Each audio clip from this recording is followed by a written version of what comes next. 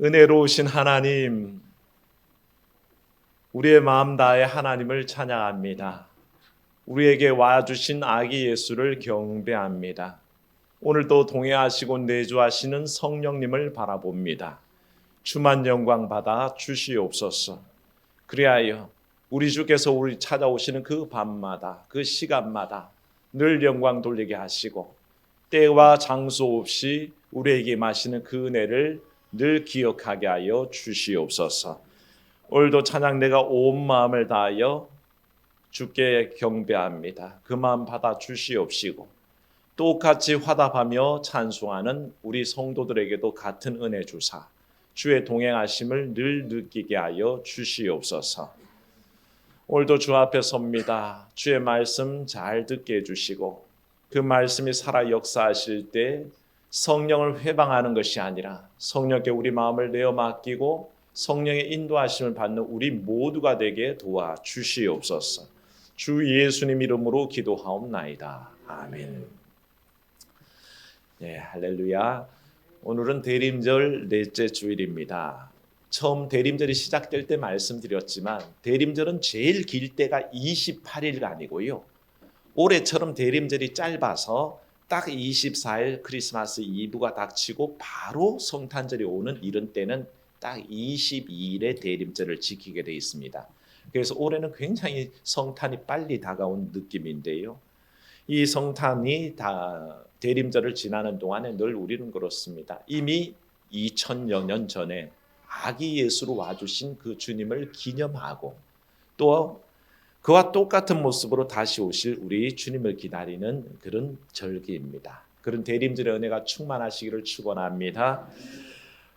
우리가 신앙에 관해서 말할 때요, 이런 질문을 하곤 합니다. 신학교 때 교수님이 모임 중에 그런 얘기를 합니다. 여러분들은 신앙생활할 때에 느껴지는 가장 먼 거리감이 언제입니까? 라고 물어보는데 전도사님들이 각자 느낀 바를 대답을 했는데 여러 경우가 나왔습니다.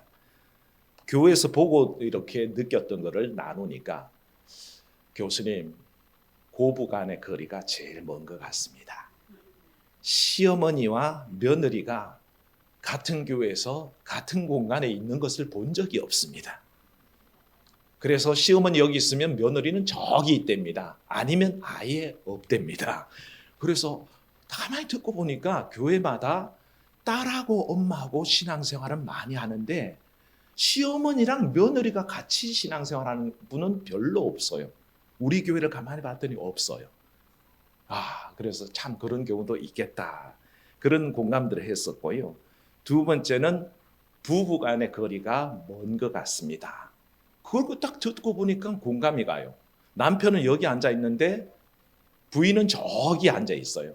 지금도 저기 이승 집사 여기 있는데 김은영 권사님 저기 계시고 우리 교회는 한 커플 빼고는 거의 다 이렇게 떨어져 있는 것 같습니다.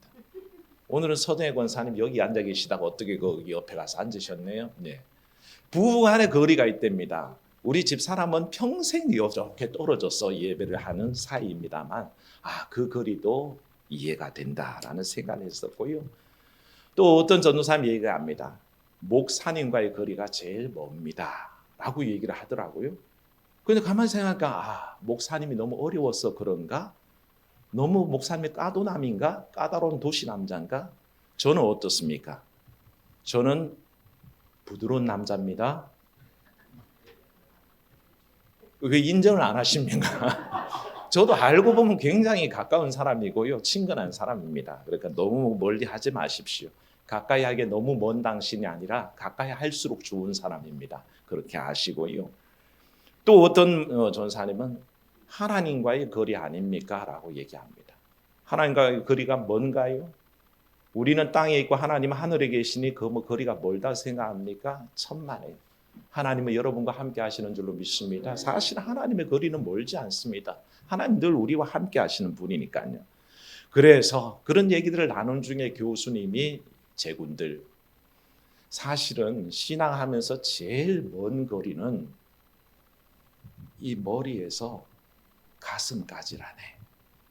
그렇게 아니 겨우 두 뼘인데 길어봐야 50cm인데 뭐가 그렇게 멀까 하는데 교수님이 제군들 신앙이 이 머리에 있다가 가슴까지 내려오는 시간이 얼마나 오래 걸리는지 그 거리를 측량할 수가 없다네. 그렇게 가르친 그 가르침이 아직도 남아 있습니다. 머릿속에 있는 믿음이 가슴까지 내려오는데 시간이 너무 걸린답니다. 너무 멀답니다. 말씀이 머리에 있다가 말씀이 가슴을 치고 들어올 때까지 그 거리가 너무 멀답니다. 그래서 신앙생활의 가장 먼 거리는 다른 그 무엇도 아니고 사실은 머리에서 가슴까지 오는 거리가 가장 멀다라는 그 표현이 맞는 것 같습니다. 오늘 말씀도 우리가 읽었지만요, 그런 모습을 찾아볼 수 있습니다. 오늘 말씀 누가복음 1장에는요, 재밌게도 아이 2명이 동시에 거의 같은 해에 태어나는 이야기를 다룹니다. 첫 번째 아이는 세례 요한의 아버지 사가랴가 제사장이죠. 이 사가랴가 신탁을 받으면서 장차 요한이 잉태되어서 태어날 것을 고지를 받았고요. 또 한 분은 예수님의 어머니 마리아가 천사로부터 예수님이 잉태되었다는 이야기를 듣게 됩니다. 이 두 이야기를 누가는 절묘하게 누가복음 1장에서 같이 다루면서 대조시키면서 보여줍니다. 요즘 마태복음 공부하면서요, 공간복음서 같이 쫙 놓고 대조하면서 보고 있거든요. 마치 누가는 그런 공부법처럼 두 이야기를 같이 놓고 선포하는 내용을 담고 있다는 것을 우리가 알게 됩니다. 유대인들은 사람들을 분류를 합니다. 그래서 가장 존귀한 계층에 속하는 사람들이 사실은 제사장, 레위지파 같은 성전 봉사자들이었습니다. 그들을 존귀한 자로 여겼고 그 다음 단계는 이제 순수한 유대 혈통을 가진 사람들을 존귀하게 여겼죠. 맨 마지막 단계에 가면 이방인들을 맨 마지막 단계에 넣고 분류를 했었습니다. 그런데 이 단계에도 아예 안 들어가는 사람이 있었는데 그가 사실은 여인들입니다. 여인들은 심지어는 사람을 셀 때 1명, 2명 세어가다가 여자들은 건너뜁니다. 사람은 누구만 세요? 남자 장정들만 세서 인원을 계수한다는 거죠. 그러니까 사람 축에도 안 끼워주는 게 여인이었는데요. 이 오늘 말씀에는 그 존귀하다고 여겨지는 제사장 계열의 한 사람의 얘기와 사람 축에도 안 넣어주던 한 여인의 얘기를 같이 쓰면서 우리에게 딱 펼쳐 보이면서 너희는 도대체 믿음이 뭐라고 생각하느냐라고 질문을 던지고 있다는 거죠. 말씀드렸듯이 사가랴, 세례 요한의 아버지 사가랴는 제사장 신분입니다. 날 때부터 제사장이 세습되었고 그의 신분은 늘 제사장입니다. 태생적으로 고귀한 신분이었고요. 나면서 많은 교육을 받습니다. 이스라엘 사람들이 문맹이 많았습니다. 히브리어가 너무 어렵기 때문에 보통 사람들은 글씨를 읽을 수도 없는데 제사장들은 어릴 때부터 교육을 받아서 히브리어 경전을 읽을 수가 있었습니다. 그러니까 문맹도 아닙니다. 교육 많이 받았죠. 율법을 상세히 알고 있는 사람들입니다. 늘 율법을 공부하고 율법을 해석해 주는 권리가 제사장들에게 있었거든요. 그러니까 그들은 그것을 통해서 예배를 집례하고 또 교우들을 축복하고 인도하는 역할을 했었습니다.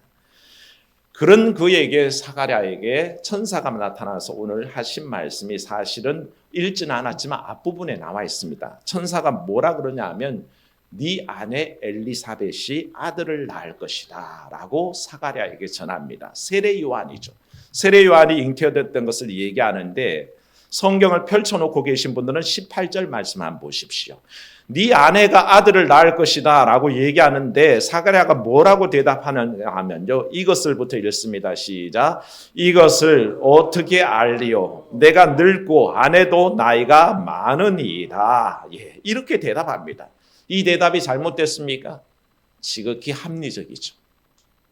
나도 나이가 많습니다. 내 아내도 이미 늙었습니다. 그러니 어떻게 아기가 태어날 수 있습니까? 라는 질문인데요. 그게 맞는 얘기 같은데 사실은요, 다른 한편은 도저히 이해되지 않는 말씀이기도 합니다. 제가 말씀드렸잖아요. 사가랴는 공부를 많이 한 사람이라고요. 율법을 잘 알고 있고 성경 얘기를 누구보다 잘 알고 있는 사람입니다. 그래서 사가랴가 기억 속에 떠올리면 불가능한 데 가운데서 아기를 낳았던 사례들을 얘기하면 여러분 뭐가 있습니까? 아브라함이 100세 낳은 아기 이삭이 있잖아요. 사무엘의 어머니 한나가 태가 열리지 않아서 울며 성전에 가서 매일 기도해서 얻었던 사무엘이란 존재가 있잖아요. 삼손의 부모가 태가 열리지 않아서 늘 걱정했는데 그 태를 열어주셔서 삼손이라는 그런 사사를 얻게 된 얘기가 써져 있잖아요. 이 얘기가 사가랴의 머리에 있겠습니까? 없겠습니까? 있습니다. 그가 만약에 그 이야기를 기억 못한다면 그는 사기꾼이거나, 만약에 목회자가 지금 이 강단에 썼는데 제가 주기도문을 못 외우면 여러분들이 저거 사이비 아니야? 라고 하지 않겠습니까? 그만큼 사가랴의 머릿속에 있는 얘기들은 이삭의 얘기든 사무엘의 얘기든 삼손의 얘기든 불가능한 중에 있었던 일들이 얼마든지 일어날 수 있다는 것을 머리로는 알고 있는 겁니다. 달달 외우고 있는 거죠. 그런데 어떻게 천사가 나타나셔서 그 얘기를 할 때 내가 늙었으니까 안 됩니다. 성경의 불가능을 바꾸신 하나님의 능력이 있음에도 불구하고 그는 그렇게 대답하고 있다는 것을 보게 되죠. 더 당황스러운 건 뭐냐 하면요. 성경 펼치고 계십니까? 13절 말씀 한번 보십시오. 13절 읽어봅니다. 시작. 천사가 그에게 이르되 사가랴여 무서워하지 말라. 너희의 간구함이 들린지라. 뭐가 들려요? 간구함이 들린지라. 천사가 얘기하잖아요. 간구함이 들렸다. 뭘 간구했게요? 네 간구함이 들렸기 때문에 네 아내 엘리사벳이 아들을 낳아주리니. 이게 무슨 내용입니까? 사가랴가 늘 기도했다는 뜻입니다. 자기가 늙었음에도 불구하고 하나님 되를 이어 아이를 주십시오. 제게 혈육이 있으면 좋겠습니다. 하나님 앞에 늘 간구했더니 하나님께서 그걸 들으시고는 지금 천사 입을 통해서 네 간구한 게 들림에 네 아내가 아들을 낳을 것이다 라고 응답해 주는 거 아니겠습니까? 자기가 기도했는데 그것이 이루어졌습니다. 그게 보통 일일까요? 이 얘기를 우리가 가만히 생각해 본다. 사가랴는 제사장이잖아요. 제사장은 24반차로 일을 하게 되어 있습니다. 그러니까 1년 52주 중에 2주씩을 나누어서 번갈아 들어가는 거죠. 그래서 24반차를 따라서 들어가서 2주 동안 하는 일이 그겁니다. 출애굽기 요즘 같이 공부하신 분들은 알 겁니다만 제사장은 아침에 가면 등불을 끄고 저녁이 되면 등불을 켭니다. 이 일을 매일 반복하게 되는데 이 일을 할 때마다 등불을 켜고 끌 때마다 분향단에 가서 향을 살려서 올립니다. 그런데 공부하셔서 알겠지만 이 향은 뭐와 같다고요? 성도의 기도라 그랬잖아요. 성도의 기도가 올라가는 겁니다. 사가랴는 늘 그 직무를 감당할 때마다 그게 향을 피우면서 그 올라가는 향기 속에 간구합니다. 하나님, 저에게 아들을 주십시오. 왜? 제사장의 가문이기 때문에 다음 때를 하나님을 섬길 또 다른 아들이 필요했던 겁니다. 그래서 하나님 앞에 늘 아픈 마음으로 하나님, 제게 아들을 주십시오. 그런데 그 간구하는 것이 들렸다는 거죠. 그 기도가 하나님 앞에 상달되었는데 이것을 가지고 그가 대답하는 말은 나도 늙었고 내 아내도 늙었는데 어찌 이런 일이 있을 수 있습니까? 라고 묻는다는 거죠. 이게 바로 처음에 말씀드렸던 머릿속에 있는 신앙이란 것입니다. 말씀이 머릿속에 있으면 뭐합니까? 신앙이 머리에 머물러 있으면 뭐합니까? 그 일이 이루어질 거라고 믿지 않는데 그것이 내 삶에 그대로 이루어질 것을 믿지 않는 그 신앙의 모습은 그야말로 머리로만 믿는 사람이란 뜻입니다. 이런 고전적인 예화가 있습니다. 어떤 동네 한 사람이 나이트클럽을 열었습니다. 근데 그 마침 길 건너편에 교회가 있고 길 이쪽에는 나이트클럽이 있으니까 교회 목사님하고 교인들이 굉장히 심기가 불편합니다. 그래서 모일 때마다 기도합니다. 하나님, 저 나이트클럽 망하게 주시옵소서. 저 나이트클럽 망하게 주시옵소서. 진짜 망해버렸습니다. 나이트클럽이 또 망해버렸어요. 그랬더니 이 나이트클럽 사장이 교회를 고소를 해버렸습니다. 고소를 해서 손해배상 청구를 하라는 거예요. 왜? 주문에는 이렇습니다. 교회가 기도해서 우리 나이트클럽이 망했으니 손해배상해 주십시오. 결국엔 재판장 앞에서 둘이 서로 자기 주장을 하게 됩니다. 나이트클럽은 교회가 기도해서 자기가 망했다 그러고, 목사는 뭐라 그럽니까? 기도했다고 나이트클럽이 망하는 거 보셨습니까? 라고 얘기합니다. 그래서 재판장이 나중에 판결을 내립니다. 기도해서 나이트클럽이 망했다는 개연성이 없으니 법적으로 그 손해배상을 청구할 수는 없다. 그게 판결의 주문입니다. 근데 밑에다가 더 달아놓기를 뭐라 그러냐 하면, 나이트클럽 사장이 목사님보다 믿음이 좋다. 그렇게 부기를 해뒀다는 거죠.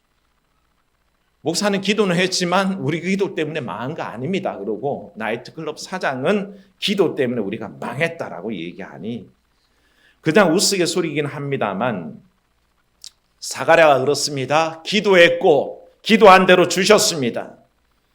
그런데 결국 목사는 하나님이 하신 일이 아니라 그러고, 나이트클럽 사장은 하나님이 하셨다 그러고, 사가랴는 자기가 기도했는데도 하나님이 주셨는데 그런 일은 있을 수 없습니다 라고 얘기하니, 도대체 이 머릿속에 있는 신앙, 도대체 자기가 기도한 내용은 도대체 뭐란 말입니까? 이게 바로 사가랴의 모습, 머릿속에 있는 신앙의 한 형태라 그럴 때에, 누가복음 1장에는 오늘 읽은 본문 말씀에는 똑같은 상황이 일어났는데 잉태 소식을 듣고 한 처녀가 했던 이야기를 우리에게 소개합니다. 이 믿음은 어떠냐라고 우리에게 누가가 제시하는데, 아까 처음 말씀드렸죠. 예수님 당시에 여인이란 존재는 사회적으로 아무런 지위가 없었습니다. 사람을 셀 때도 여인은 세지 않았습니다. 늘 언급되는 것은요, 랍비들의 문헌 속에 여인을 언급할 때는 같이 언급하는 게 아이들, 범죄자들, 그 다음에 뭡니까? 이방인들, 이런 그룹들과 같이 언급해서 늘 은총이 필요한 사람 정도로만 언급하는 게 여인들이었다는 거죠. 여인에게는 율법을 공부할 의무를 주지 않습니다. 오히려 율법을 가르치면 망한다라고 믿고 있었고요. 그래서 계명에 대한 의무도 없었습니다. 단지 율법의 금지 조항만, 여자가 하지 말아야 될 것만 알면 된다. 우리나라도 옛날에 칠거지약을 가르쳐서 유교적으로 주입했던 것처럼 그저 칠거지약만 아는 여자로 만들면 편하다는 생각처럼 유대 여자들은 그냥 금지 조항만 알고 있으면 됐습니다. 다른 율법만 알 필요도 없고 배울 필요도 없고, 그걸 배우려고 그러면 금방지다라는 소리를 듣습니다. 그래서 사도 바울도 그러잖아요. 여자들은 교회에서 배우지 말고 어디 가서 배워라? 남편에게 가서 배워라. 그렇게 얘기할 정도로 그때의 상황이 그랬다는 겁니다. 그런데요, 그 마리아에게, 그런 여인의 신분인 마리아에게 천사가 나타났습니다. 사가랴는 자기가 구한 내용이 이루어졌는데도 황당해서 어떻게 그런 일이 있습니까? 라고 반문하는데, 이 여인은 자기가 구한 적도 없는 황당한 일이 일어났습니다. 내가 남자를 알지 못하는데 갑자기 천사가 나타나서 복받은 자여, 네 태중에 아이가 잉태되었다. 아이가 태어날 것이니 이름을 예수라 하라. 얼마나 놀라운 일입니까? 제가 어릴 적에요, 어머니한테 물었던 게, 아기는 어떻게 태어나? 나는 어디서 태어났어? 물으면 엄마가 웃음 지으면서, 웃으시면서 하는 말이, 너는 저 영천 쭉다리 밑에서 주워왔다. 늘 영천 쭉다리가 어딘지는 모르겠는데 늘 거기서 주워왔대요. 그러면 동생 쟤는 어디서 주워왔어? 걔도 영천 쭉다리 밑에서 주워왔지. 그러면서 또 웃으셔요. 그때는 그냥 정말 영천 쭉다리가 어딘가 했는데 나이가 들면서 알게 되죠. 그냥 대답하기 곤란하시니까 영천 쭉다리에서 주워왔고, 이 나이가 되면 이제 알게 되잖아요. 아이가 어떻게 태어나는지. 남녀가 손만 잡고 자면 태어나는 게 애가 아니라, 그 애가 잉태될 수밖에 없는 조건이 있어야 됩니다. 동침했을 때 태어나는 거죠. 이 마리아가 그렇다는 겁니다. 내가 남자를 알지 못하는데, 동침한 적이 없는데 제가 어떻게 아이가 있습니까? 라고 반문할 수밖에 없는 거죠. 그때 천사가 아주 친절하게 대답해 주기를, 그 아이는 성령으로 잉태되었다. 남녀 관계 속에서 태어난 아기가 아니라 성령의 잉태로 태어난 아기다. 네게 성령이 임하시고 지극히 높으신 이의 능력이 너를 덮을 것이니. 이 모든 친절한 설명 속에 하나님의 말씀은 능하지 못함이 없느니라. 이 말씀 한마디를 천사가 던졌습니다.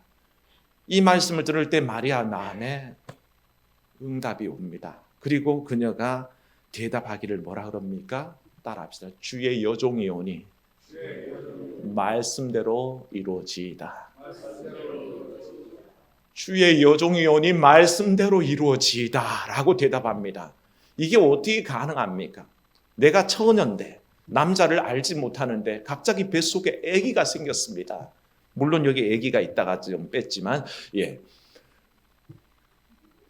웃자고 하는 얘기예요. 제가 옛날에 이만했는데 요즘 뱃살이 다 들어갔습니다. 10kg가 빠지고 나니까 없어요. 하여간에 그런 일이 어떻게 있겠습니까?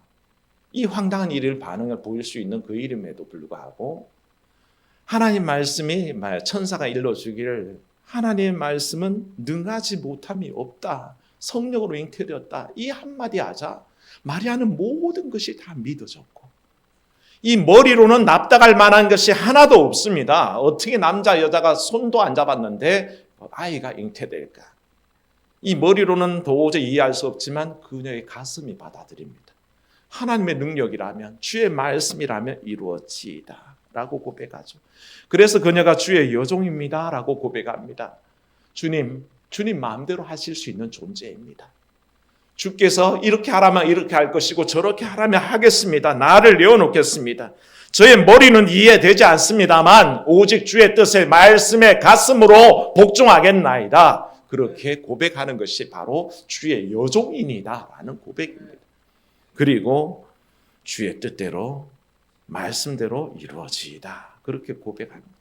그러자 천사는 할 말을 다 했다는 듯이 떠나갑니다. 여기에 마리아의 고백이 있습니다. 사랑하는 여러분 머리로 믿으시겠습니까? 가슴으로 믿으시겠습니까? 참으로 말씀을 가슴으로 믿으시기를 축원합니다. 머리로 이해하려고 하지 마십시오. 머리로 이해되는 믿음이 어찌 믿음이라 하겠습니까? 다 이해가 되는데 그걸 어떻게 신비라고 하겠으며 내 머리로 모든 것이 계산되어지는데 그게 어떻게 하나님이시겠습니까? 그걸 뛰어넘어 계시기에 우리의 믿음이요 신비요 하나님을 향한 믿음이라는 것입니다. 오늘 우리에게 그걸 요구하고 계시고 마리아를 통해서 그걸 바라보라고 하시는 거죠.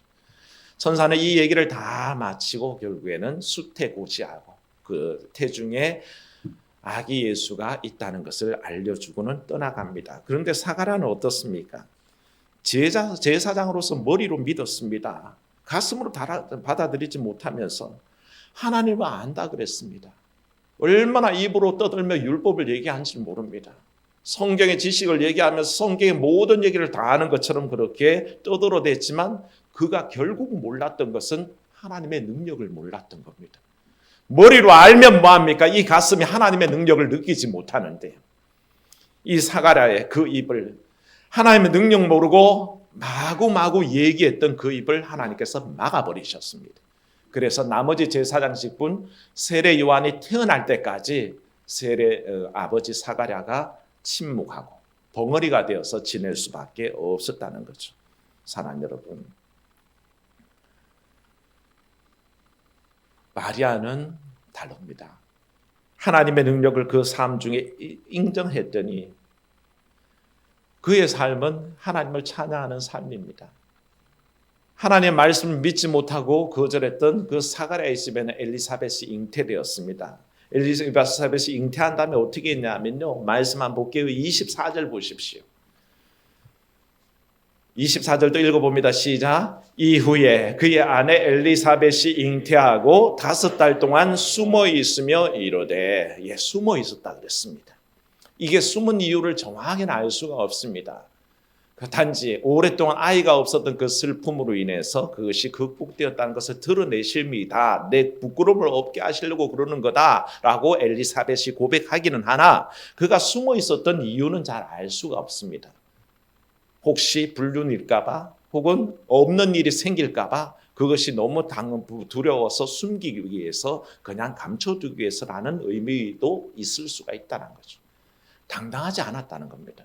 하나님의 은혜를 받았고 하나님의 은총이 이루어졌음에도 불구하고 당당하지 못하고 숨어있는 존재였는데 마리아는요 그 소식을 듣자마자 천사가 전해준 수태고지를 듣자마자 벌떡 일어나서 빨리 산골로 달려가서 그 엘리사벳을 만납니다. 이미 그 태중에는 성령으로 잉태되었기에 태중에 아기 예수가 들어있었습니다.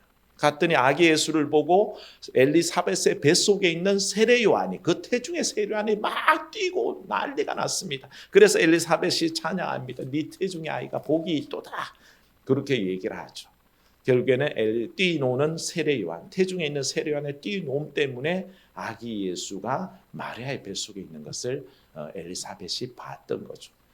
그렇게 돌아다니며 결국에는 드러냅니다. 감추지 않습니다. 하나님께서 주신 성령으로 잉태되었기에 감추면 엘리사벳이 감춰야 됩니까? 마리아가 감춰야 됩니까? 정확하게는 마리아가 감춰야죠. 처녀가 애를 가졌으니 감춰야죠. 엘리사벳은 오히려 결혼한 유부녀니까 아이가 있어도 상관없는데도 불구하고 엘리사벳은 감추고 마리아는 드러내는 겁니다. 여기서 믿음의 차이가 납니다. 그리고 46절을 읽지 않았는데요, 마리아의 찬가라고 제목이 붙어있는 하나님을 찬양합니다. 내게 일어난 일을 찬양합니다. 있을 수 없는 일이 말씀의 능력으로, 성령의 능력으로 일어났다는 것을 고백하며 드러내며 찬양하며 기뻐하는 것을 보게 됩니다. 사랑하는 여러분, 이게 전형적인 가슴으로 믿는 모습입니다. 머리로 믿어서는 이럴 수가 없다는 것이죠. 그러나 진정 가슴으로 하나님의 능력을 인정하고 복종하고 나아가는 이들에게는 이와 같은 모습이 드러나는 것입니다. 사랑하는 여러분, 사가랴는 머리로 믿었습니다. 마리아는 가슴으로 믿었습니다. 여러분들은 하나님이 친히 인간의 육신을 입고 이 땅에 오신 성육신의 사건을 머리로 받겠습니까? 아니면 이 가슴으로 감사하며 받겠습니까? 바로 그 날이 기념하는 때가 내일입니다. 진정 우리의 가슴으로 내게 와주신 그 주님을 영접하시기를 주의 이름으로 축원합니다. 그래서 머릿속에 있는 믿음, 머릿속에 있는 말씀, 머릿속에 있는 그 신앙이 내 가슴으로 끌어내려지는 그런 복된 대림절의 하루가 되시기를 주의 이름으로 축원합니다. 은혜로우신 하나님, 머리로는 너무 잘 압니다. 10년, 20년, 30년 믿었고 교회 밥을 먹어도 얼마나 먹었는지 들으면 척 압니다. 그런데 하나님, 그걸 가슴으로 믿기까지는 얼마나 오래 걸리는지 참으로 많이 알수록 더 믿기가 어려워지는 우리의 연약함을 주 앞에 고백할 때에 하나님, 머리가 아닌 가슴으로 믿는 우리가 되게 하여 주시옵소서. 똑같이 불가능한 얘기를 들었지만 참으로 그 일이 간구하고 기다렸지만 그 일이 이루어졌음에도 믿지 못하는 사가랴와 기도하지 않았어도 너무 의외의 일이 일어났어도 참으로 말씀의 능력이라고 말할 때는 그 일이 이루어지이다 라고 고백하는 마리아의 믿음 속에 하나님, 우리가 가야 할 길이 분명함을 고백할 때에 하나님, 참으로 가슴으로 믿는 믿음 되게 하여 주시옵소서. 머리로 따지지 말게 하시고 참으로 늘 계산기 두드리며 참으로 주의 말씀 판단해가며 그렇게 믿음이 흔들리는 우리가 아니라 주의 말씀이 내 가운데 이루어짐을 믿고 나아가는 그런 대림절의 하루를 또 살아내게 하여 주시옵시고, 그래하여 성육신 하사 우리 가운데 와주시는 아기 예수를 기쁨으로 영접하는 우리 모두가 되게 축복하여 주시옵소서. 주 예수님 이름으로 기도하옵나이다. 아멘.